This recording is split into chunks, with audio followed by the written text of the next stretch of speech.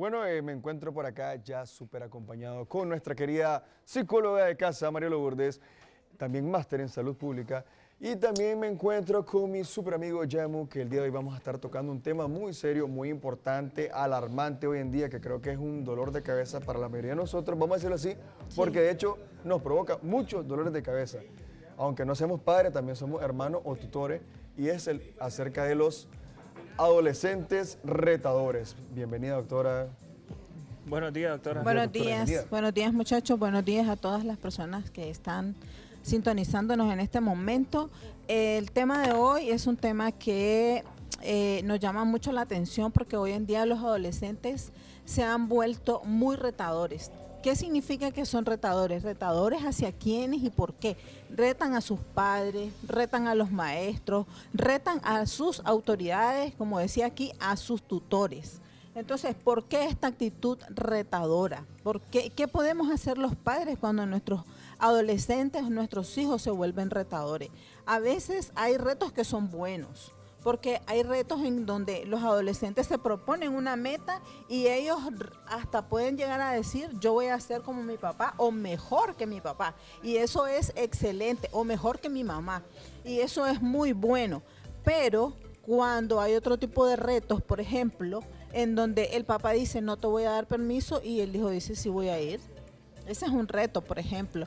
O el papá le dice, no quiero que tengas este tipo de comportamiento, no quiero que vayas a tal lugar, no quiero que salgas con tales personas, y entonces el hijo no le importa. Y sale, se va, y entonces eso es un reto a su papá. ¿Qué podemos hacer los padres en cuanto a esto? ¿Y por qué los adolescentes son retadores? Los adolescentes retan también porque a veces se sienten que están siendo invisibilizados, que no les están dando, que los padres no les están dando la atención adecuada. Entonces ellos te retan. ¿Para qué? Para decirte, bueno, ya que no me ves de buena a las buenas, entonces me vas a ver a las malas.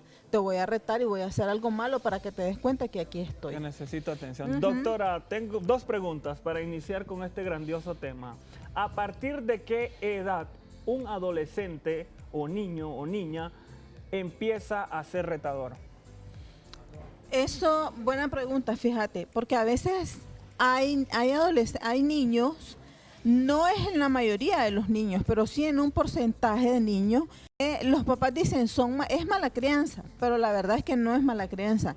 En ese caso está siendo un reto hacia el papá, pero la mayoría de los adolescentes comienzan a ser retadores entre los 12 y los 14 años de edad. La otra pregunta para acompañar esa grandiosa respuesta que me acaba de dar es que ¿qué tanto tiene que ver la etapa de rebeldía de un adolescente en ser con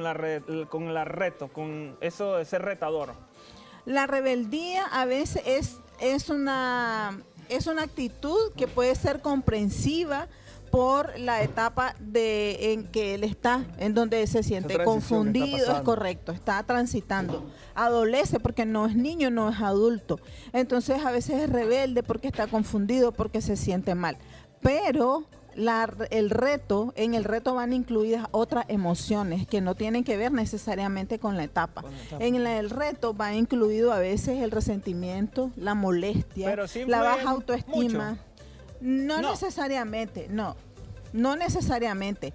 Hay adolescentes que son rebeldes y que se habla con ellos, se les motiva de alguna manera, se les da atención, se les trabaja su autoestima y ellos mejoran. ¿Por qué? Porque eso tiene que ver con lo propio de la etapa. Pero si vos luego, este niño, este adolescente ya se convierte en un retador, es porque ya van otros sentimientos y otras emociones incluidas, como resentimiento, enojo, molestia, inconformidad, desmotivación, falta de autoestima. Eso hace que el niño o el adolescente tenga este otro tipo de comportamiento más negativo todavía. Mencionó también un punto muy importante, que ser un adolescente retador no es tan malo como parece, y que también muchas veces los adolescentes ocupan este tipo de retos para para ponerse como ejemplo a su papá, que quieren superar a su papá, pero esto tiene que ver mucho con el buen ejemplo que el papá dé, ¿verdad? Sí, claro, porque estos retos, como les decía al inicio, hay retos positivos y hay retos negativos.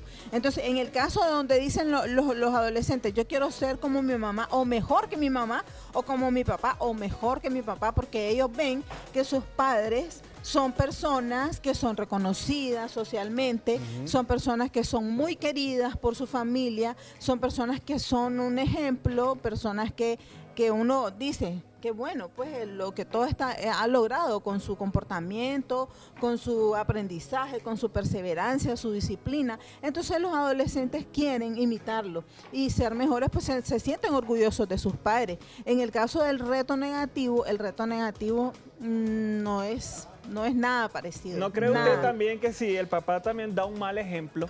En este caso, digamos que el papá es un bebedor, es un irresponsable. Yo pienso que también puede servir como retroalimentación al adolescente porque también, bueno, yo voy a ser mejor que papá, Exacto, no voy a hacer también. todo lo contrario.